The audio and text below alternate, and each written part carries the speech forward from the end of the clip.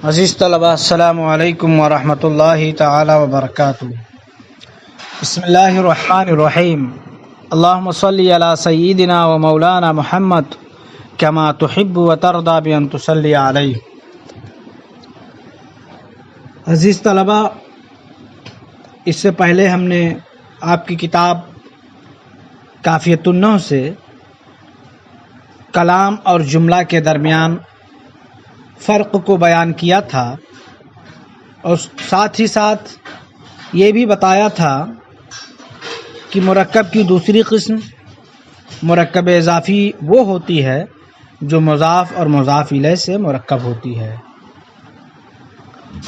اور مضاف اور مضاف الیہ میں جو دوسرا جز ہوتا ہے یعنی مضاف الیہ، وہ ہمیشہ مجرور ہوتا ہے۔ ایک بار پھر سے اس خاکے کو مستحضر کرنے کے لیے ہم مختصر طور پر اس کا مفہوم پیش کر رہے ہیں، آپ اسے بغور سنیں۔ کلام ایسا جملہ ہوتا ہے جو خود سے کافی ہو کر معنی تام کا افادہ کرتا ہے، معنی تام کا فائدہ پہنچاتا ہے، اور جملہ وہ ہوتا ہے جو معنی تام کا افادہ نہیں کرتا، فائدہ نہیں پہنچاتا، خود سے کافی ہو کر۔ اور مرکب اضافی مضاف اور مضاف الیہ سے جو مرکب ہو اسے مرکب اضافی کہا جاتا ہے، جیسے کتاب التلمیذ، خاتم فضہ، صوم النہار وغیرہ۔ اور مضاف الیہ جو ہوگا وہ ہمیشہ مجرور ہوگا۔ آج کے درس میں ہم مرکب کی تیسری قسم مرکب بیانی کو بیان کر رہے ہیں، اور ساتھ ہی ساتھ اس کی 3 قسمیں ہیں، اس کو بھی بیان کریں گے۔ آپ بغور سماعت کریں، اور اگر کسی قسم کی آپ کو کوئی تکلیف یا پریشانی لاحق ہو تو براہ راست آپ مجھ سے رابطہ کریں، انشاءاللہ المستعان اس کا حل پیش کر دیا جائے گا۔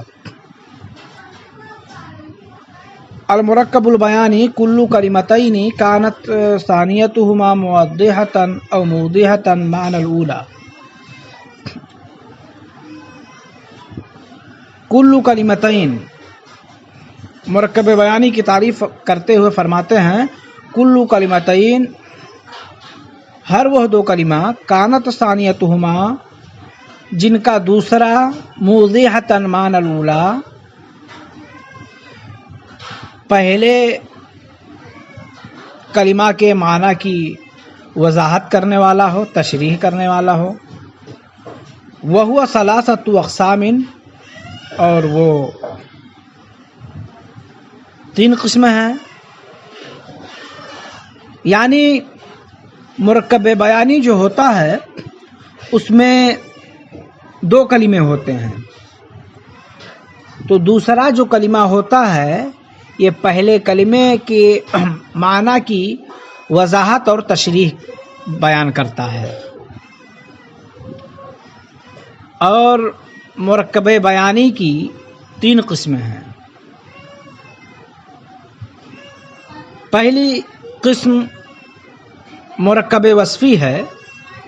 مرکب وصفی کی تعریف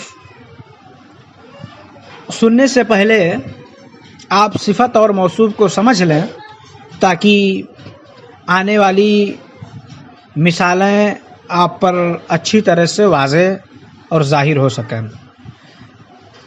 موصوف جس کی اچھائی یا برائی بیان کی جائے تو اسے موصوف کہا جاتا ہے۔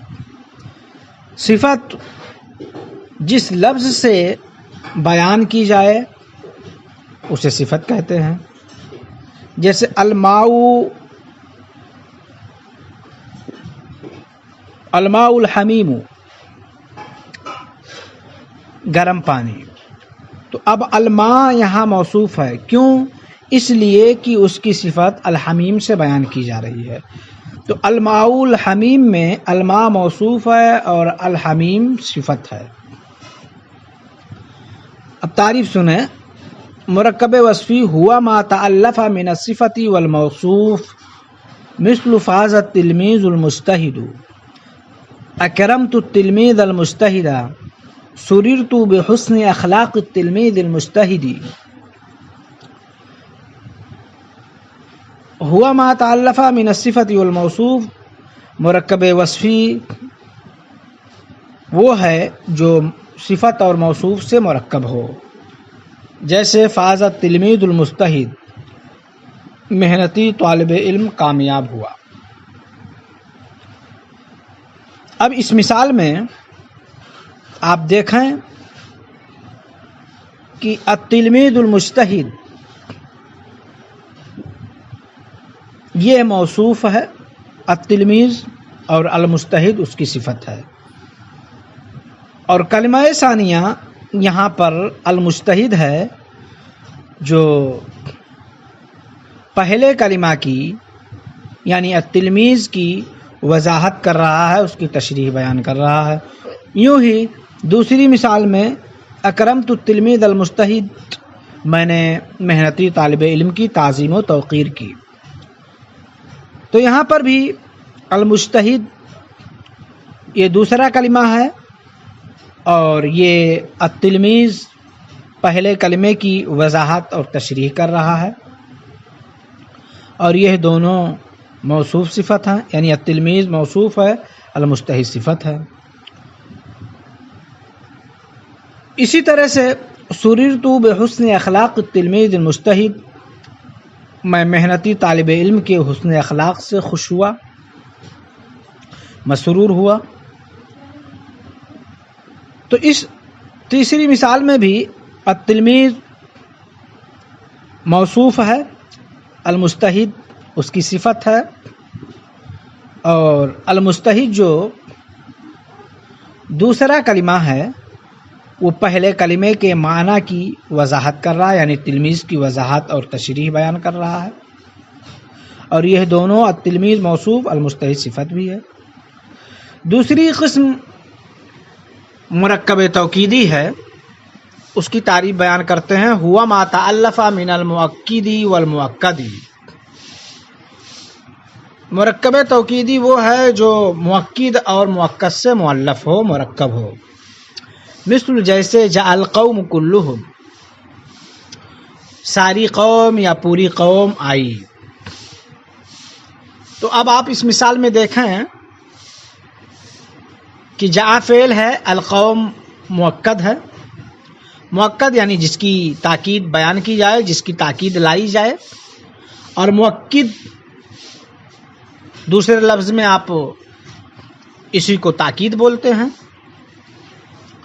تو مؤکد جس کی تاکید بیان کی جائے، جس کی تاکید لائی جائے، اور مؤکد یعنی تاکید.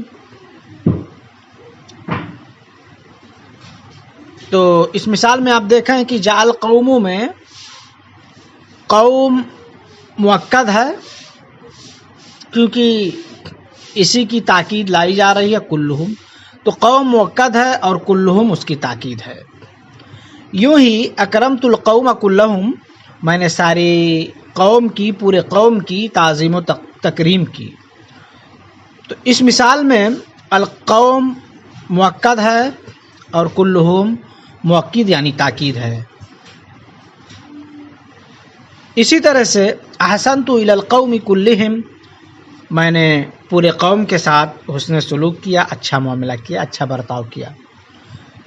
القوم اس مثال میں مؤکد ہے اور کلہم اس کی تاکید ہے. ان ساری مثالوں میں کلمہ ثانیہ جو ہے وہ کلمہ اولا کے معنی کی وضاحت کر رہا ہے. مرکب بدلی کی تعریف کرتے ہوئے فرماتے ہیں ہوا ما تألف من البدل والمبدل من، مرکب بدلی جو مبدل من اور بدل سے مرکب ہو، بدل سے اور مبدل من سے مرکب ہو. تو مبدل من اور بدل کے تعلق سے آپ نے پہلے ہی پڑھ لیا ہے، لیکن ایک مرتبہ اس کا اعادہ کرتے ہوئے ہم اس کی تعریف مختصر طور پر پیش کر دے رہے ہیں کہ بدل وہ ایسا تابع ہوتا ہے کہ اس کی طرف وہی کچھ منسوب ہوتا ہے جس کی نسبت اس کے مطبوع کی طرف ہوتی ہے، اور اس نسبت میں یہ خود مقصود ہوتا ہے نہ کہ اس کا مطبوع۔ عزیز طلبہ، تو مبدل من اور بدل کے تعلق سے انشاءاللہ آئندہ بحثوں میں آپ اس کی تفصیل پڑھیں گے۔ مثال دیتے ہوئے فرماتے ہیں جاء خلیل اخوک، خلیل تیرا بھائی آیا۔ تو یہاں پر جاء فعل ہے، خلیل مبدل من ہے، اور اخوکا خلیل سے بدل ہے۔ یوں ہی رأیت خلیلا اخاکا، میں نے تیرے بھائی خلیل کو دیکھا۔ تو اس مثال میں خلیلا مبدل من ہے اور اخاکا خلیلا سے بدل ہے۔ اسی طرح سے مررت بخلیل اخیکا، میں تیرے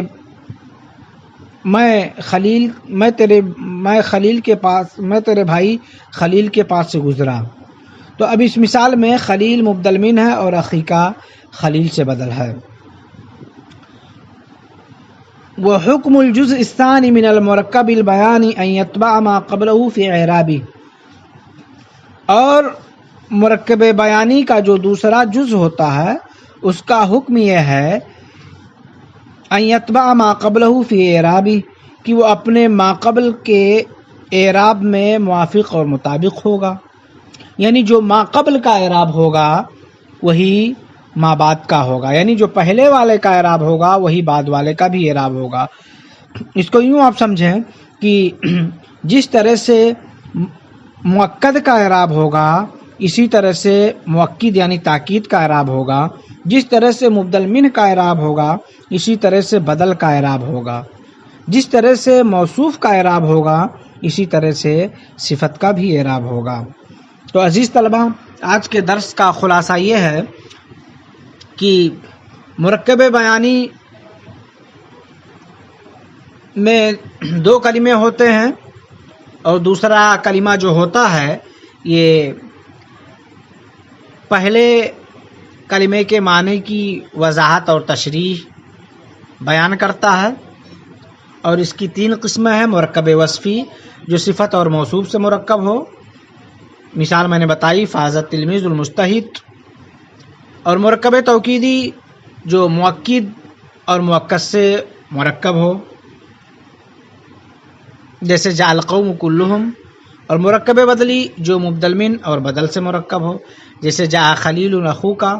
اور اخیر میں ایک چیز یہ بھی بتائی میں نے کہ مرکب بیانی کا جو دوسرا جز ہوگا وہ اپنے ماقبل کا اعراب میں تابع ہوگا، یعنی جس طرح سے ماقبل کا اعراب ہوگا اسی طرح سے اس کے بعد والے کا اعراب ہوگا۔ السلام علیکم ورحمۃ اللہ تعالی وبرکاتہ۔